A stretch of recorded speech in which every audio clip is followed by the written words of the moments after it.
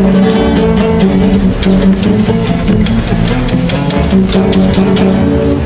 magandang araw po sa inyong lahat, mga minamahal ko mga kababayan. Sumuli po, nandito na naman po yung lingkod upang kayo po'y paglingkuran, mga minamahal ko mga kababayan. So, bagong lahat, binabati muna po natin ang lahat po ng ating mga kababayan, Luzon, Visayas, Mindanao, maging mga kababayan po natin sa abroad. At syempre sa mga kababayan po natin na sumusuporta po sa ating programa, no? Maliit man o malaking bagay, kayo pong lahat ay aking pinasasalamatan. At dahil po sa inyo, pasensya na po, at ako po ay talagang sa totoo lang, tulad na sinasabi, ako po ay meron po nararamdaman na ubo, sipon, parang lagnat, siguro uso, siguro ngayon talaga to. So pinilit ko lang po talaga na kayo ay paglingkuran sa oras pong ito, no? Sapagkat marami na naman kasing magtatanong, tataka kung ano na nangyari. So kaya pinipilit po ng yung lingkod na basta kaya natin, tayo po tumatayo at nagsasalita. Okay, so pag-uusapan po natin sa araw na ito, ito pong punot dulo o dahilan, pinakadahilan, at ano ba ang naging dahilan kung bakit ang tambalang Duterte at Marcos ay nasira o nagiba, no? At sino ba ang sumira sa samahang Sara Duterte at PBBM, no? So alam nyo, kaninang umaga habang ako po ay nagkakape, hindi ko po sinasadya na mapanood muli, kasi ito napanood ko na to, pero hindi ko masyadong pinapansin noon dahil nakapokus nga ako sa pagtatanggol. Isa na sa pinagtatanggol natin noon, itong si Saldico, nakakampi po ni dating House Speaker Martin Romualdez, na pinagtatanggol din natin ng mga panahon na yon. Dahil nga po sila ay kasama o kaisa po ng ating mahal na Pangulo. Kaya hindi ko masyadong pinakinggan to noon. Sa totoo lang, nagbigay ako ng reaction dito, pero ang reaction po na binigay ko dito o ang reaction na ipinakita ko ay pabor po lahat kay Saldico. Dahil ng mga panahon na yon, hindi pa po lumalabas yung katotohanan na ako nga din po ay inakala ko din na matino po talaga itong si Saldico. Dahil unang-una, kababayan ko po to. Pero tulad na sinabi ko sa inyo mga kababayan, tayo po ay may paninindigan, may prinsipyo. At isa rin sa sinasabi ko, inaamin ko rin, di tayo perfecto, no? May mga bagay na minsan na pagdidesisyonan natin o na nakakapagdesisyon tayo na hindi maganda ang nagiging resulta sa huli. Pero may kasabihan din tayo na hanggat may pagkakataong ituwid, ang dapat ituwid, tinutuwid natin. Ay tama, yun dapat itama. So ngayon mga minamahal ko mga kababayan, habang pinagmamasdan ko po, pinapakinggan ko yung naging testimonya po ni Sara Duterte dito po sa video ito, meron pong pumasok sa aking isipan. Meron pong napakalalim na katanungan at meron pong nagbigay linaw sa akin sa usaping ito o sa mga naging pahayag nito pong ni Sara Duterte. Para maintindihan po natin, eto at panoorin ho natin. Ang budget ng Pilipinas ay hawak lang ng dalawang tao. Hawak lang siya ni Congressman Saldico at ni Congressman Martin Romualdez. So malinaw po na sinabi niya dito na may hawak lang daw ng budget ng buong Pilipinas. Ang sinasabi po dito ni Sara Duterte, ang may hawak lang daw ng budget ng Pilipinas si Martin Romualdez at si Saldico. Noong mga panahon na hindi ako naniniwala. Kasi, di ba, wala pa naman lumalabas tungkol kay Saldico. Pero tuloy muna natin bago tayo magbigay ng birada sa mga naging pahayag. Excuse me po, pasensya na po kayo, huwag niyo papansinin yung ubo ko. Dahil talagang masama talaga ang ubo ko. Okay, so pakinggan ho natin. Yan ang katotohanan. Yung sinabi niyang yan ang katotohanan, hindi ko po ito pinaniwalaan noon. Bakit? Ba't ako maniniwala sa isang tao na naglustay ng pera ng taong bayan? Hindi ko pinaniwalaan to. Sa totoo lang. Aminado ko. Hindi ko pinaniwalaan yung sinabi niya na si Martin Romualdez lang at itong si Saldico ang may kontrol sa pera ng taong bayan. At sabi ko pa nga noon, katotohanan? Anong katotohanan ang anuin ko sa iyo? Magnanakaw ka. 'Di ba? So, pero itong bandang huli na, aminado po ko na tila nagtutugma na yung sinasabi niya noon na hindi ko naman pinaniwalaan noon. Pero teka, doon sa mga kaisa natin, baka isipin nyo na naman na bumabaliktad tayo. Hindi. Gusto ko lang sabihin sa inyo na pwede palang magsalita ng katotohanan o ng totoo yung isang sinungaling. Pwede palang magsabi ng totoo yung isang magnanakaw.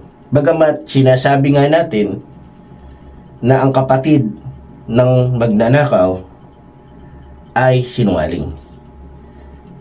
Mamaya po patutunayan ko sa inyo at maintindihin nyo kung ano yung punto ko. Eto't panoorin po natin. Bawa ko dito, medyo mahaba ito, kaya pagpasensyahan mo.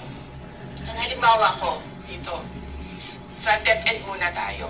Sa Department of Education, noong taong 2023, merong 5 billion na in-approve para sa classroom construction. Nagulat ako kasi merong mga lumapit na miyembro ng House na humihingi. Hinihingi nila yung 5 billion, parte ng 5 billion na budget. Wala kasi akong experience sa ganyan. At saka ang pagkakaintindi ko, pag in-approve na yan ng Office of the President, ibibigay na yan, magdidiretso na yon sa approval at trabaho ng Department of Education sa construction ng mga classroom. Nagulat ako, may humingi. Magkano ba ang amin dyan? Magkano ba ang amin dyan? So sinabi ko, hindi pwede ito.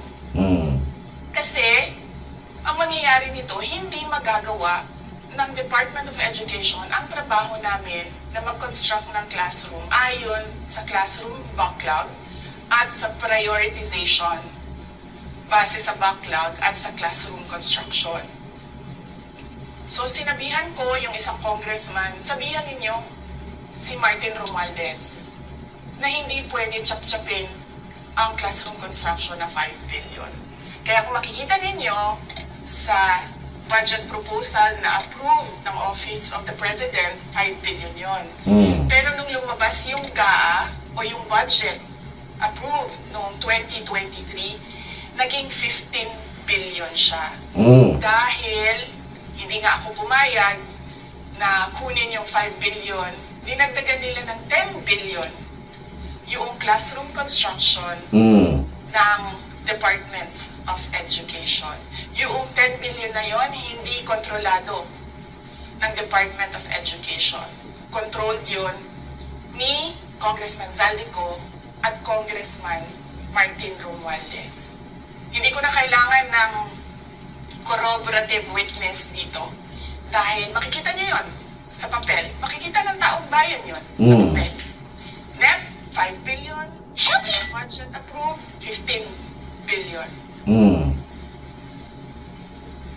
So, maiintindi naiintindihan niyo, di ba? Bakit pa tayo mag-budget hearing para sa Office of the Vice President? 2 tao lang naman ang nasusunod. Okay, dito muna tayo. Alam niyo po, mga minamahal ko mga kababayan, mas lalo pong nagbigay din sa akin at lalong mas naging maliwanag na talagang talamak ang kickback sa gobyerno. Base po sa aking natuklasan, nung hiningi po ni Vice President o ni Sara Duterte etong budget na ito na 5 billion para sa pagpapagawa ng eskwelahan sa DepEd, nung inaprubahan po ito, tila humihingi po ng 20% o 30% yung mga congressman o yung congressman na tumulong na mabudgetan ito o maibigay ito sa DepEd. Tumatak tuloy sa isip ko, sumagi sa isip ko, yung issue tungkol sa dito po kay Roberto Bernardo. Yung tinatawag na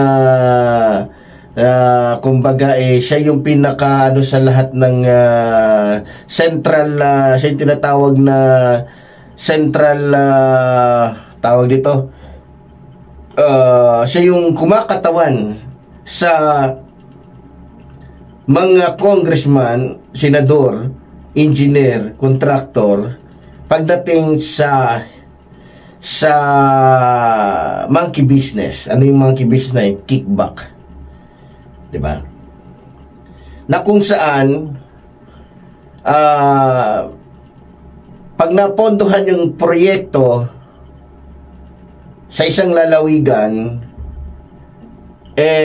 para maibigay o para makuha ng isang kontraktor yung kontrata na yon o yung pondo na yon, kailangan niyang magbigay ng 20 to 30% doon sa naging dahilan kung bakit siya nakakuha ng ganong kontrata o pondo.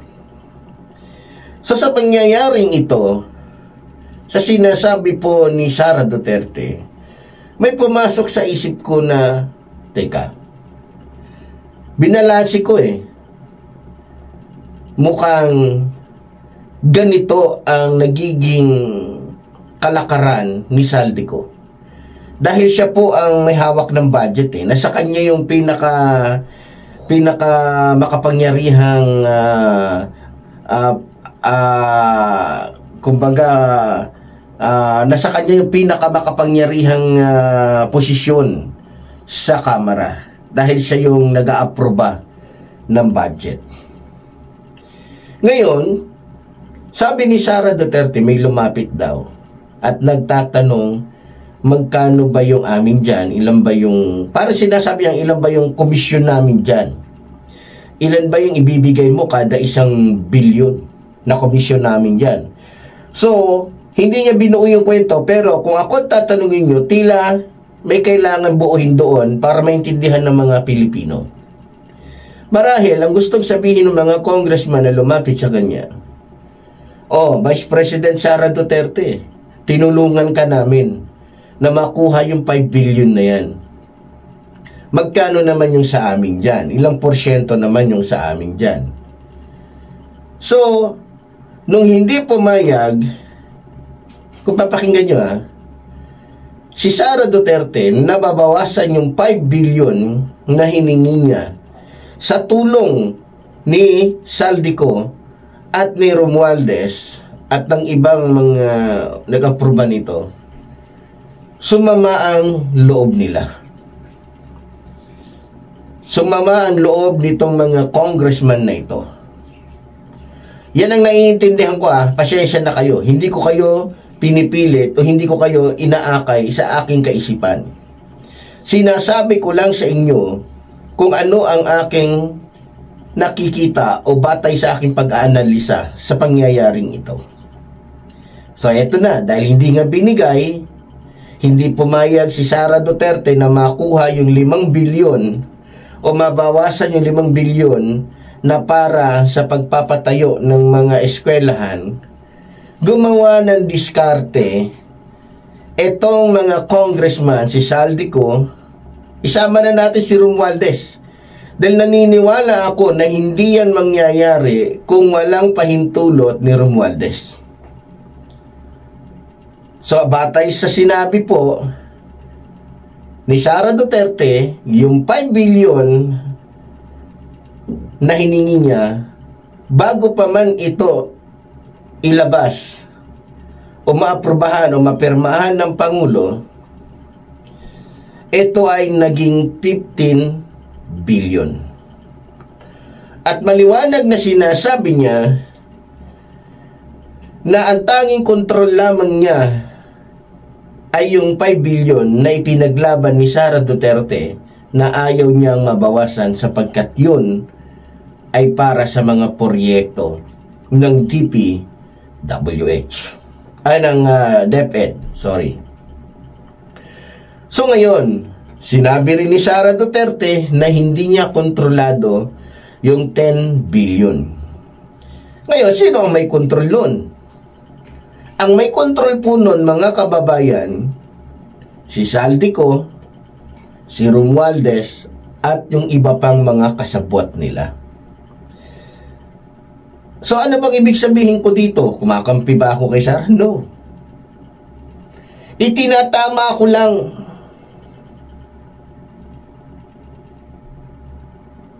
kasi malinaw sa akin na ngayon sa akin kung bakit galit o bakit nagalit o bakit may personal na galit si Saldico kay Sara.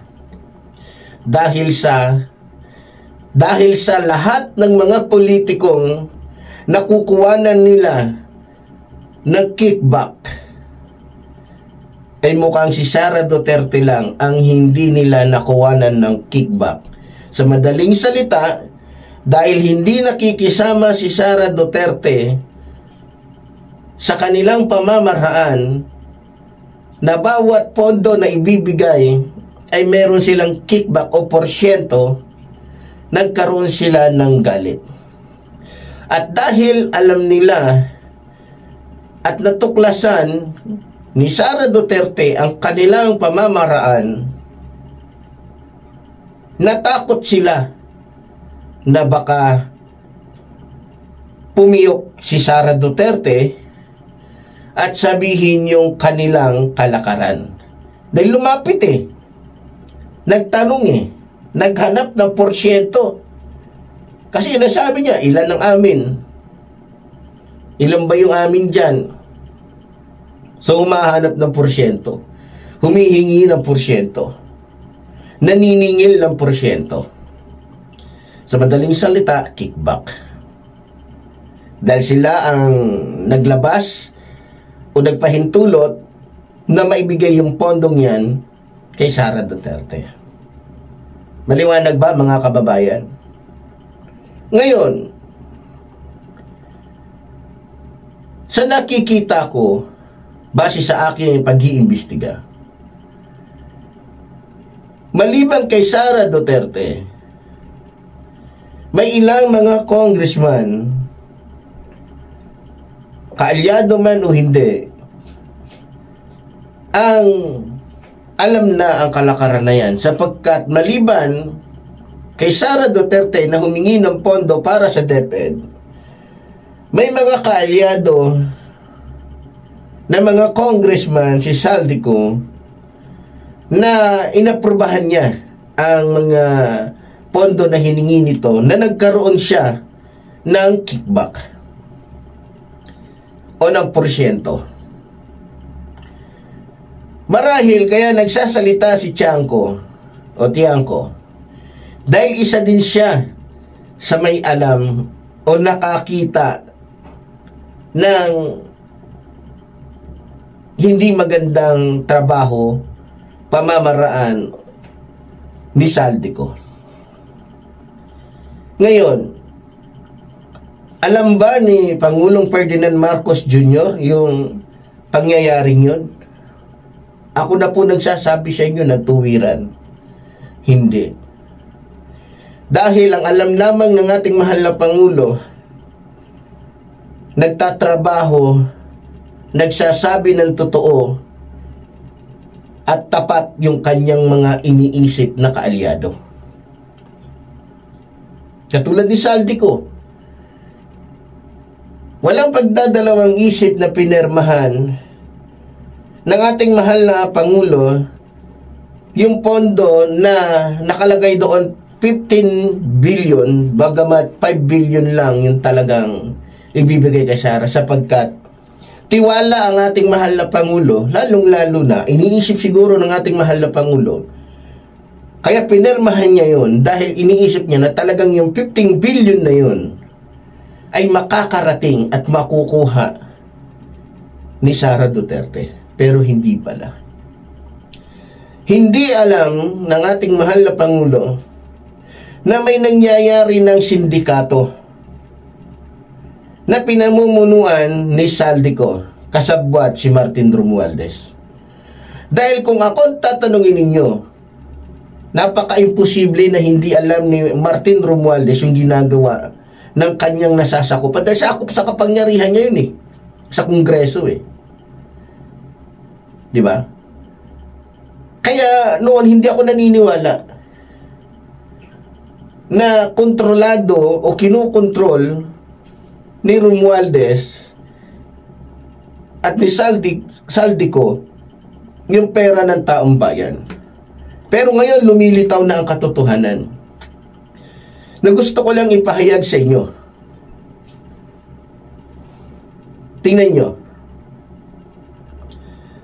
Sa tingin ninyo, saan kinuha ni Saldico yung mga pinambili niya ng mga eroplano, helicopter na nagkakahalaga ng halos daan-daang bilyon? Saan niya kaya kinuha yun? Sa mabuting paraan ba? Sa maayos na paraan ba? Sino ba si Saldico? Mas mayaman ba siya sa mga bilyar? O mas mahirap siya? O mas mataas sa kanya? O mas mayaman pa sa kanya si bilyar? Ngayon, mismong ICC na, ICI na ang nagsabi. Mismong si Vince Dizon nagpahayag na rin na yung mga yaman na yan, ari-arian na yan, biro mo natuklasan na.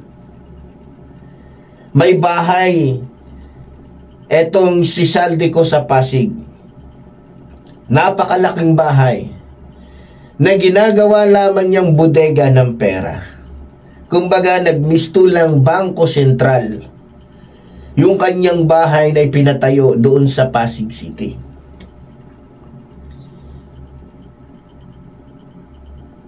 Nakakalungkot isipin, mga kababayan.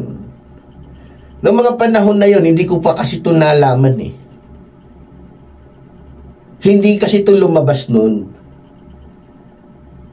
Kaya sa totoo lang, dahil po sa malawakang ginawang pag-iimbestiga ng ating mahal na Pangulo,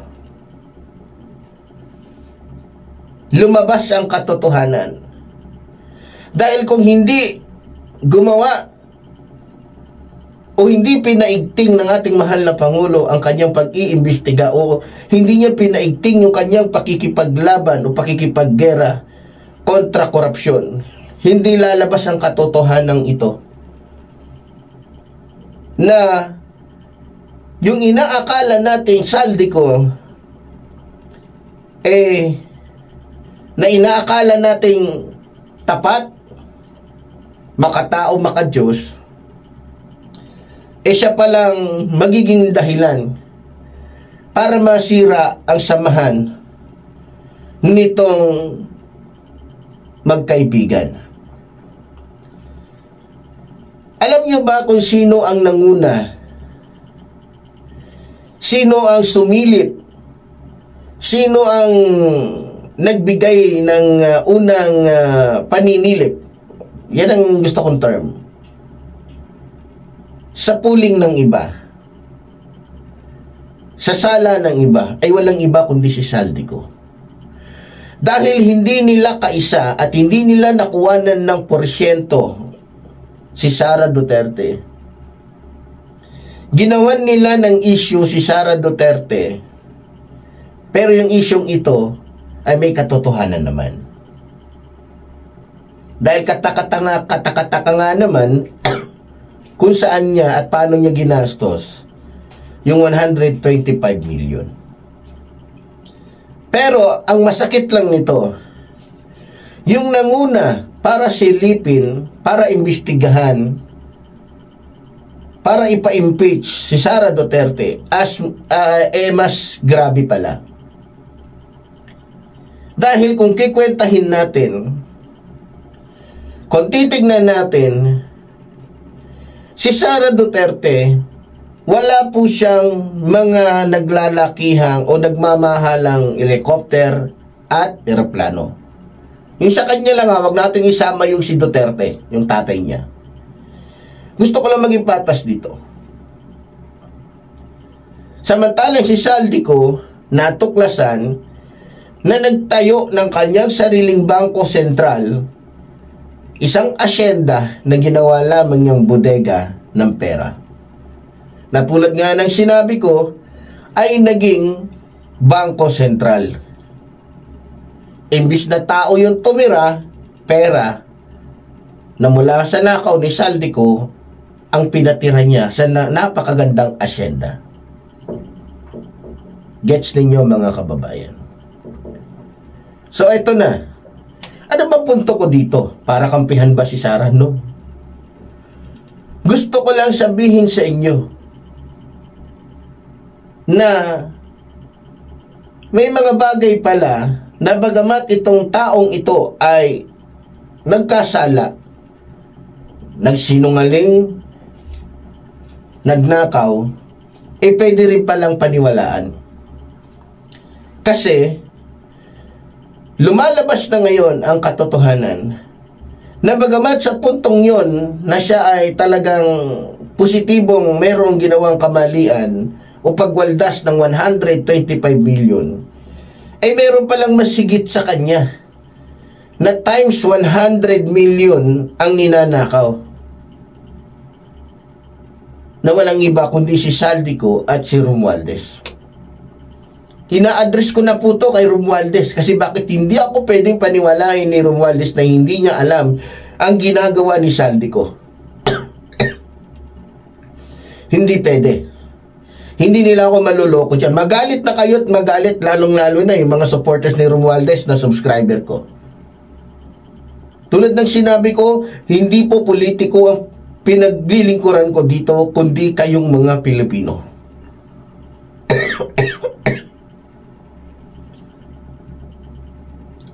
Biro nyo, nakatutok tayo kay Sara Duterte doon sa 125 million. Samantalang meron naman palang sobra pa sa trilyon ang ninanakaw. Ayan, paano may tatanggi ni Saldico yan? Alam nyo, nakakaawa eh.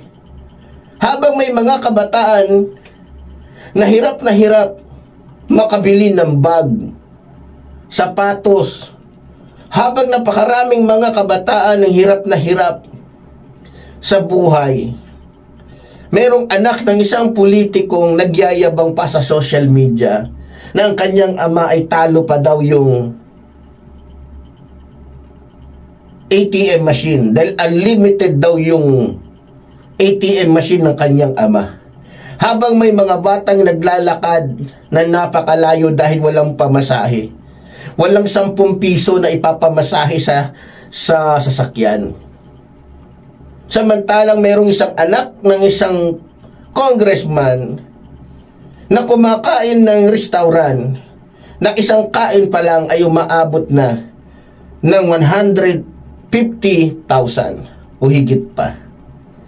Habang may mga kabataan na naglalakad papuntang eskwelahan na butas-butas ang sapatos, butas-butas ang damit, wasak-wasak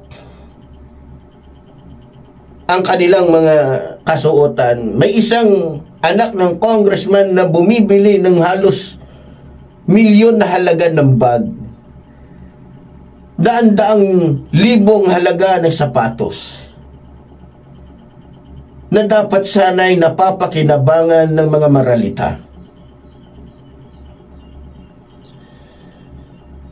Alam nyo, sa nakikita ko,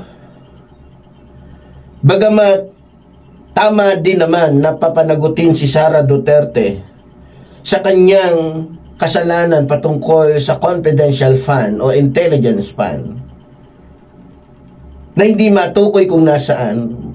Para sa akin, mas lalo naman siguro dapat papanagutin si Romualdez at si Saldico.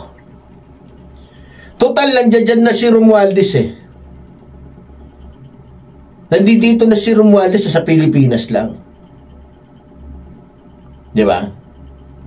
Ako, sa totoo lang hindi ako duda sa itinayong independent commission ng ating Pangulo.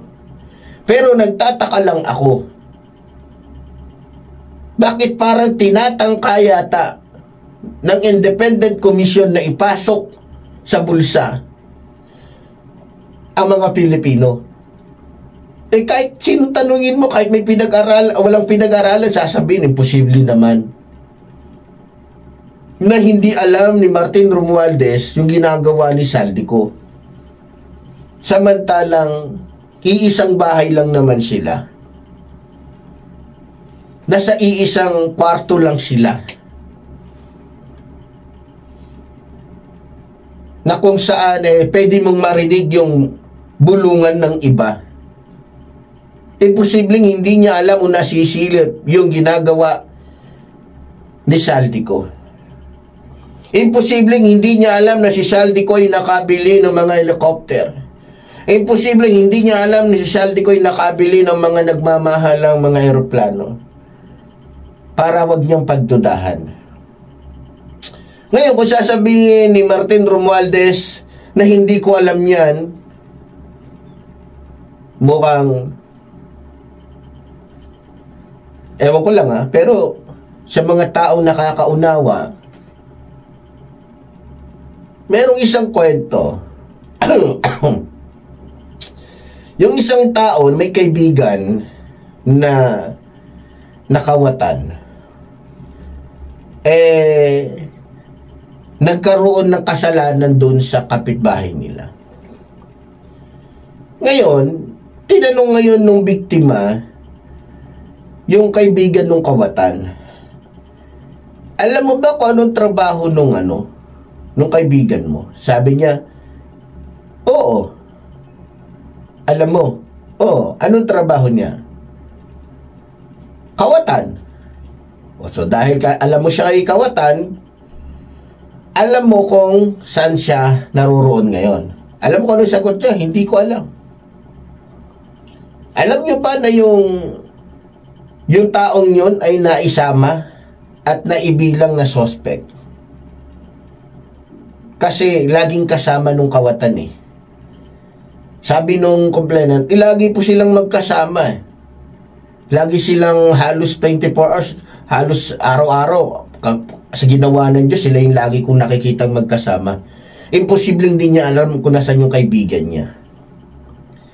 Kaya nga, sa pagkawala ni Saldico, gusto ko lang sabihin sa inyo, imposibleng hindi alam ni Martin Romualdez kung nasaan ang kaibigan niya. Di sa madaling salita, balik tayo doon sa kaibigan ng kawatan. Dahil hindi makita yung kawatan ang hinuli, itong laging kasama nung kawatan.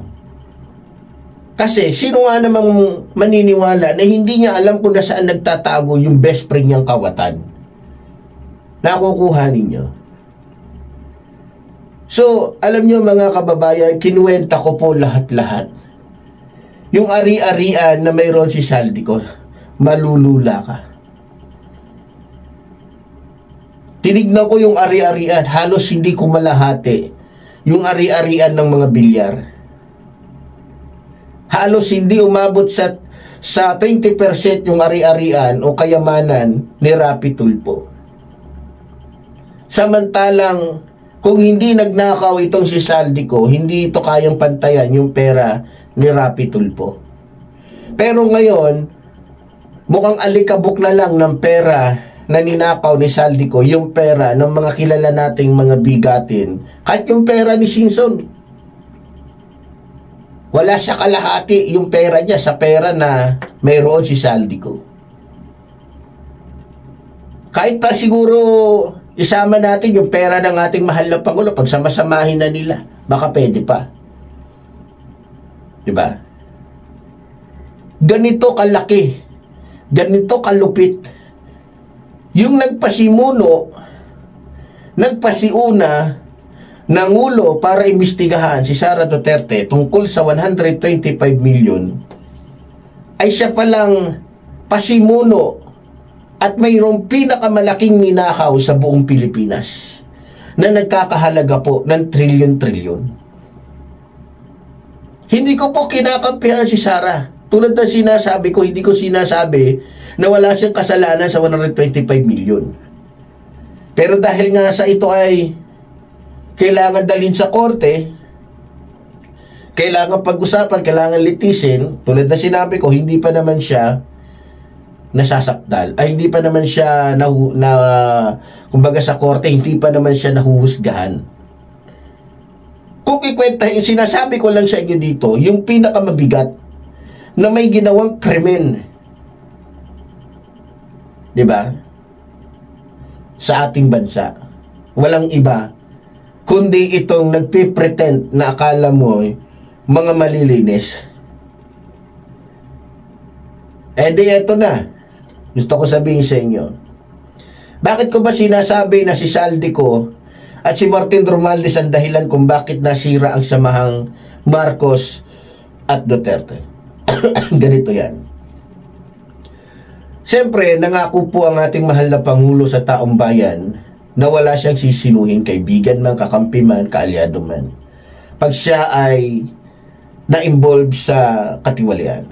Sinabi ng ating mahal na Pangulo yan at pinatunayan niya unang-una yan sa harap ng mga Pilipino sa pamamagitan po ni Sara Duterte na matalik niyang kaibigan, kakampi, kaisa. Pinatunayan ni Pangulong Ferdinand Marcos Jr. na kahit kaibigan ko yan, kaalyado ko yan, once na mapatunayan ninyo at mayroong dahilan para siya ay imbestigahan o litisin, hindi ko gagamitin ang kapangyarihan ko para siya ay proteksyonan. So, eto na. Ang kinasasama pala ng loob ni Sara, no?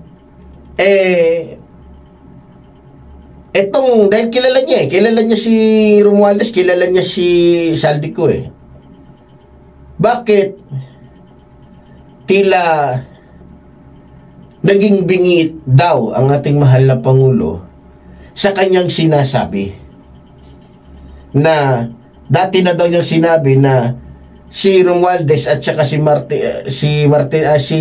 Saldico ay mayroong ginagawang tiwali. Ngayon, inakala lang ni Sara yon.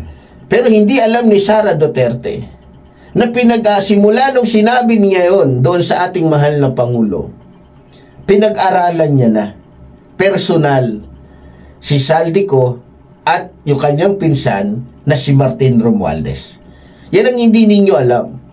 Pinag-aralan niya na kung gaano katotoo yung sinasabi nitong ni Sara Duterte sa kanya.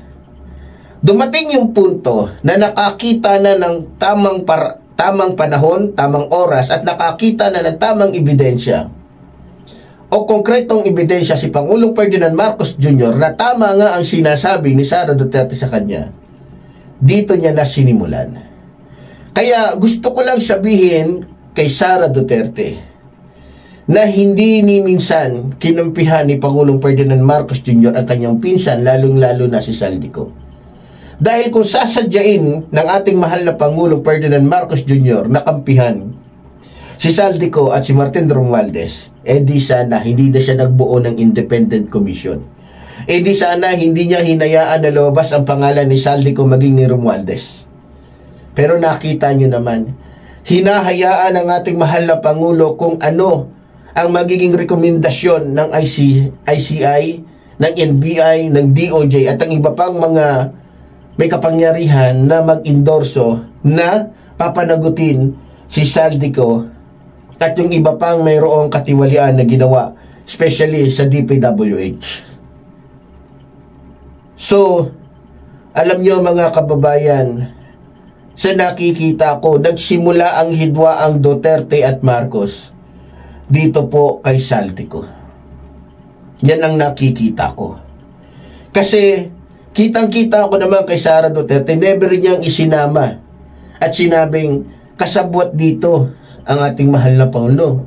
Kasi alam ni Sara Duterte na walang alam yung pinakataas doon dahil sa sobrang tiwala.